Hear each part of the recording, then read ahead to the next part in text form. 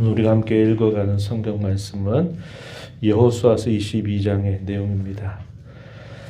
이스라엘 백성들에 대한 모든 땅 분배를 마치고 나서 그 모든 일들을 회고했을 때 하나님께서는 이스라엘 백성들에게 약속하셨던 모든 명령, 모든 그 말씀에 대하여 하나님은 온전하게 다 이루어 주셨다라는 사실을 강조했습니다. 21장 마지막 절 거기 45절 말씀에 이렇게 말합니다. 여호와께서 이스라엘 족속에게 말씀하신 선한 말씀이 하나도 남음이 없이 다 응하였다. 이렇게 말합니다. 기나긴 세월 흘러왔지만 그 흐르는 세월 속에서 하나님 그분이 하신 약속을 신실하게 이루어 주셨고 하나도 남김이 없이 다 성취하셨다라는 사실을 이야기하면서 모든 땅에 관한 분배를 다 마무리하게 됐습니다. 이스라엘 백성들이 요단 동편 쪽에 있다가 그 모압 평지에서 이제 요단 서편 쪽으로 넘어오기 전에 모세가 그들을 이끌었을 때 요단 동편 쪽의 땅을 두 지파 반에게 미리 분배를 하게 되었고 분배하고 나서 그 두 지파 반에 있는 군사들을 요단 서편에 있는 가나안 7족들이 일고 있는 그곳으로 보내게 됩니다. 그래서 이스라엘 백성들의 앞서 행하는 일들을 그들이 감당하게 됩니다. 그리고 오랜 시간이 흘렀습니다. 요단 서편에 있는 모든 땅들이 다 정복이 되고 분배가 되고 나서 그들이 한 모든 일들을 다 완수하고 난 다음에 이제 여호수아는 그 두 지파 반 있는 사람들을 불러들입니다. 그리고 명령을 내려요. 2절 말씀으로 가서 보면은 여호와의 종 모세가 너에게 명령한 것을 너희가 다 지키며 또 내가 너희에게 명령한 모든 일에 너희가 내 말을 순종하여 오늘까지 날이 오래도록 너희가 너희 형제를 떠나지 아니하고 오직 너희 하나님 여호와께서 명령하신 그 책임을 지키도다. 주어진 책임을 잘 완수했다, 잘 지켰다라고 이야기를 하면서 그들의 오랜 수고에 대해서 칭송을 하게 됩니다. 그리고 나서 그들을 돌려보내게 되어 4절 말씀으로 가서 보면은 이렇게 말합니다.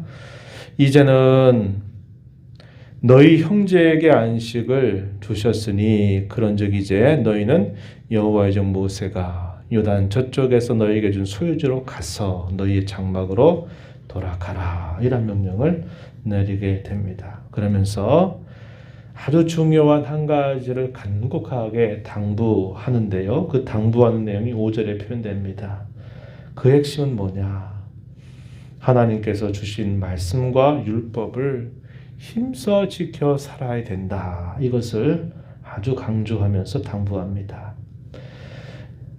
여호와 하나님을 사랑하고 그의 모든 길로 행할 것을 부탁하고 그의 계명을 지켜서 하나님을 친근히 하고 하나님을 가까이 하고 마음을 다하고 뜻을 다하고 힘을 다해서 하나님을 섬겨라. 이 사실을 이야기해 줍니다. 여기 표현에 보면은 우리가 그 표현을 좀 주의할 수 있는데요. 하나님을 사랑하고 표현했죠. 사랑하고 그의 모든 길로 행하고 계명을 지켜 그에게 친근히 하고 그를 섬겨라. 하나님의 말씀을 그분의 계명을 그분의 명령을 가장 잘 지키는 중요한 원리는 하나님을 사랑하는 겁니다.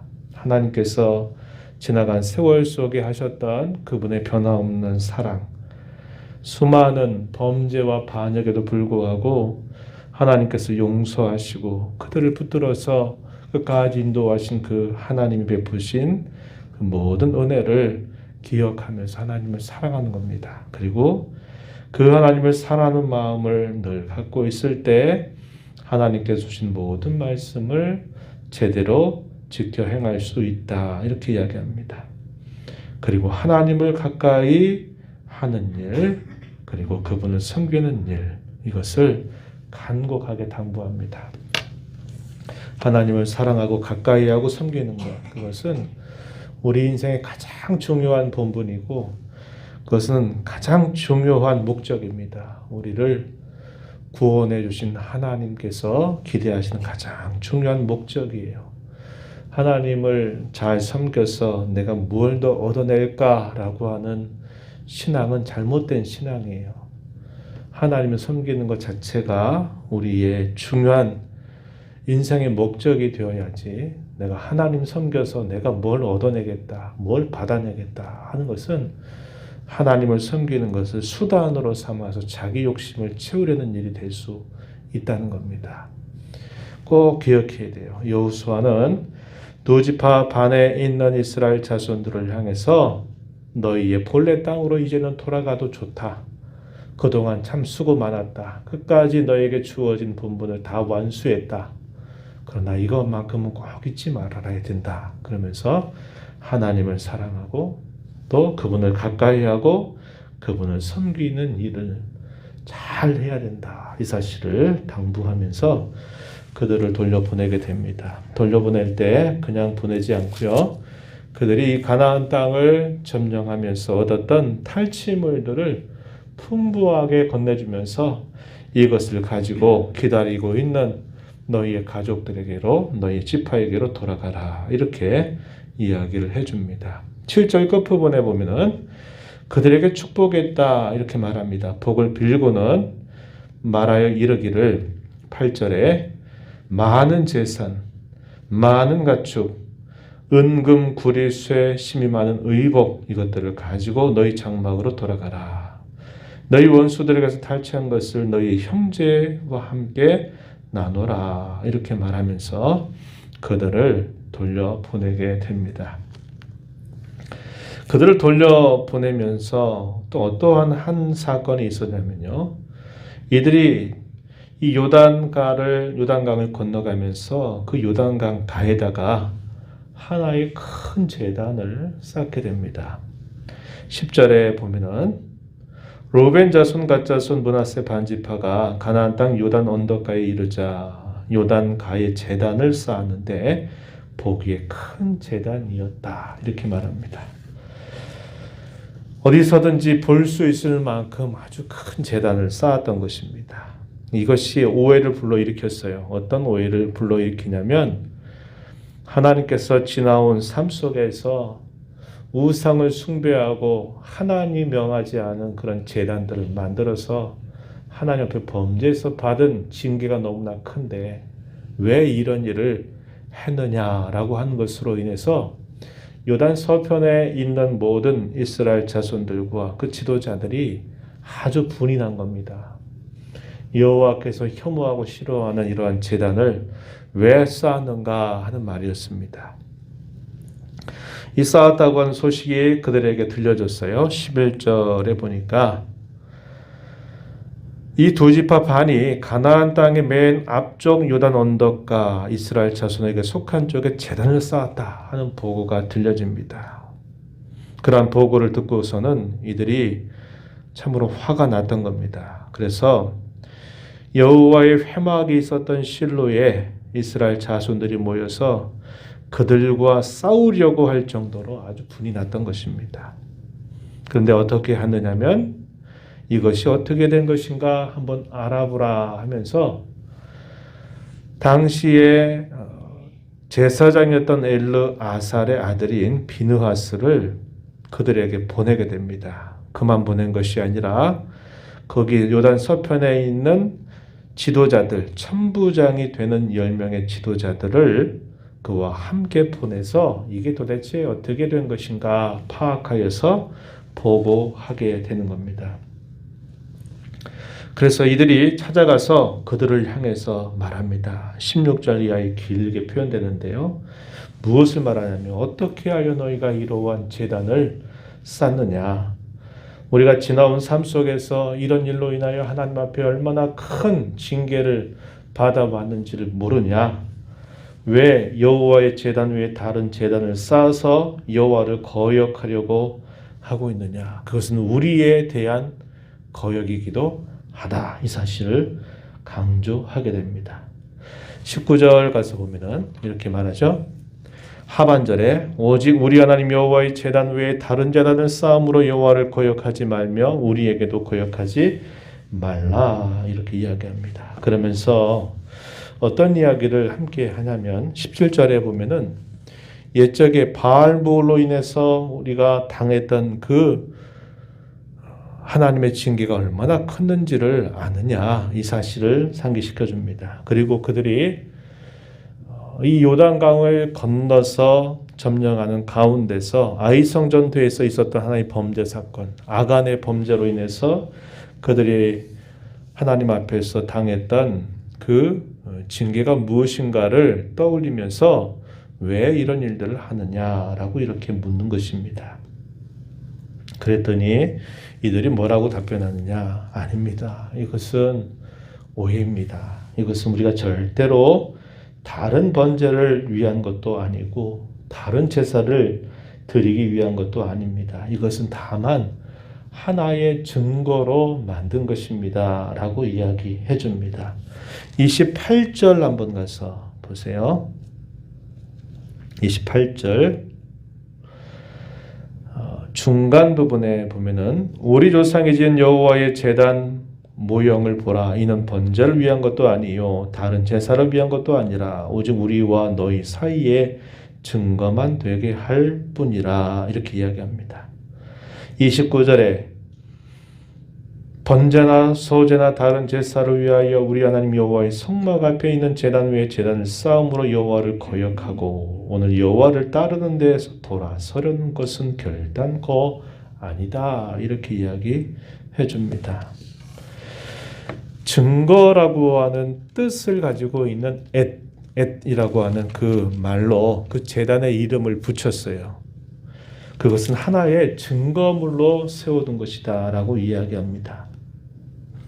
무슨 말이냐면 시간이 흘러서 요단강 서편에 있는 자손들, 이 후손들이 요단강 동편에 있는 자손들 혹은 후손들에게 너희는 우리하고 상관이 없다. 너희가 우리가 섬기는 여호와 하나님과 무슨 상관이 있느냐라고 행여나 그렇게 반문하면서 서로 분열되고 깨어지는 그런 모습들을 행여나 갖게 될까 봐 이것을 하나의 증거로 우리도 여호와 하나님의 백성이다. 우리도 하나님을 섬긴다라고 하는 신앙의 증표로 우리가 이 제단을 하나의 상징물로 세운 것입니다. 이렇게 답변을 하게 됩니다.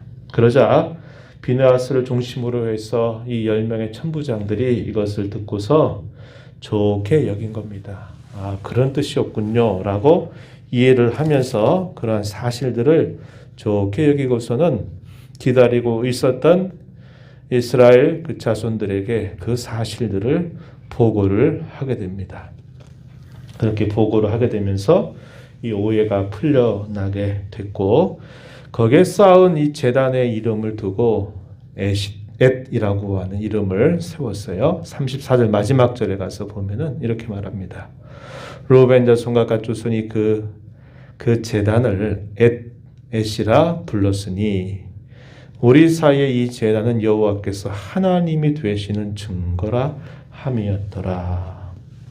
증거라고 하는 뜻을 가진 엣 제단 이렇게 이름을 붙인 겁니다. 그것은 여호와 하나님만이 우리의 하나님이 되신다라는 사실을 증명하는 증거물로 세운 것이고 훗날의 이 요단 동편과 서편에 있는 후손들이 너희는 우리와 다르다, 너희는 우리와 상관없다라고 말하는 것에 대하여 그렇지 않다. 우리는 다 하나님의 백성이다. 너와 우리는 하나다라는 사실을 분명한 증거물로 증거로 제시하기 위해서 세운 제단이다. 이렇게 이야기를 하게 됩니다. 오늘 저와 여러분 이 말씀을 보면서 이스라엘 자손들이 매우 성숙해져 있는 그 모습을 볼 수 있습니다. 몇 가지 면이죠. 하나는 뭐냐면 이 두 지파 반, 요단 동편 쪽에 먼저 기업으로 받았던 이스라엘 자손들이 우리가 앞서서 이 요단 서편에 땅을 다 정복하게 될 때까지 우리는 앞서 행할 것이고 우리에게 주어진 명령을 결코 어기지 않을 겁니다. 라고 말하면서 이 두 지파 반에 있는 이스라엘 백성들이 앞장서서 요단강 서편에 있는 땅들을 점령할 때 힘써 싸우게 됩니다. 그러면서 끝까지 자신들의 본분을 다하는 자세가 아주 성숙한 모습으로 나타나 있다는 겁니다. 우리가 3절에서 읽었던 말씀이죠. 또 어떤 모습이 있냐면 죄에 대하여 단호한 태도를 취하고 있는 모습입니다. 그들이 지나오면서 범죄했던 그 범죄 사건을 반면교사로 삼아서 이러한 일들을 우리가 다시는 행해서는 안 된다. 하나님 우리에 대하여 그런 것을 무척이나 진노하신다라는 사실들을 기억하면서 죄에 대하여 아주 단호한 태도를 취하는 겁니다. 두 지파 반이 세웠던 그 제단을 향해서 너희는 여호와를 거역하는 것이다. 그뿐만 아니라 우리를 거역하는 것이다 라는 표현을 사용했죠. 19절에서 이 말은 이스라엘 백성들이 하나님 편에 서 있다 이 말입니다. 하나님의 뜻에 우리의 뜻이 하나가 돼 있다 라고 말하는 것입니다.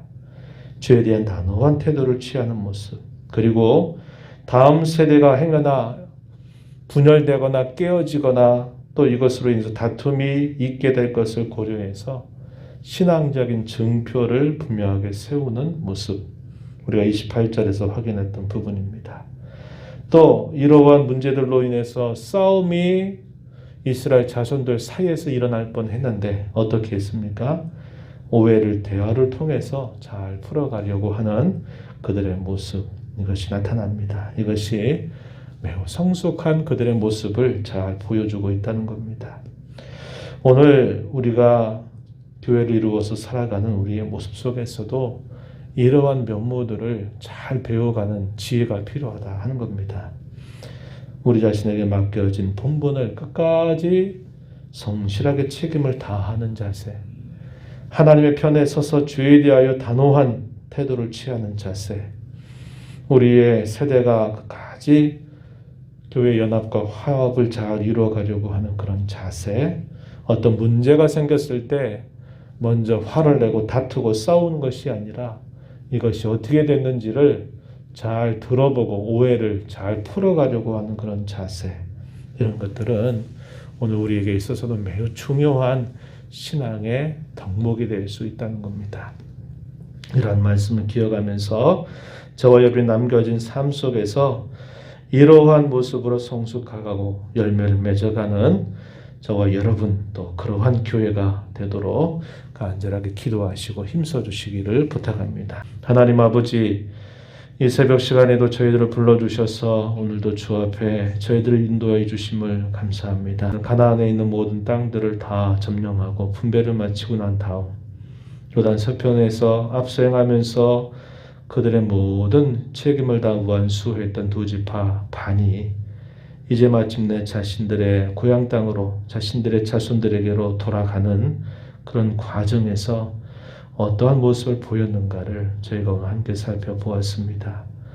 많이 성숙하고 하나님을 가까이 하는 그들의 모습을 저희가 함께 살펴보았습니다. 하나님을 섬기는 일들을 가치 있고 소중하게 여기려고 하는 자세, 오해가 생겼을 때 그 오해를 대화를 통해서 잘 풀어가려고 하는 자세, 하나님의 편에 서서 죄를 단호하게 대처하려고 하는 그런 자세들, 끝까지 책임을 완수하는 여러 모습들, 참 성숙해진 모습을 잘 보여줍니다. 오늘 교회를 이루어서 살아가는 저희들에게 있어서도 우리 모든 성도들이 이러한 신앙의 좋은 덕목들을 잘 배워서 주님의 교회를 유익되게 하며 덕을 세워갈 줄 아는 저희들의 모습이 되게 하여 주시기를 원합니다. 우리가 이 땅에 살아가는 동안 이러한 성숙한 삶의 모습과 열매를 통해서 하나님을 영화롭게 하고 모든 사람에게 유익을 끼칠 줄 아는 복된 삶이 되도록 저희들을 인도하여 주옵소서. 은혜의 보호자 앞에 나와서 아버지 은혜를 간절하게 구하오니 저희들의 간구에 귀를 기울여 주시고 응답하여 주시기를 간절히 바라며 예수님 이름으로 기도하옵나이다. 아멘.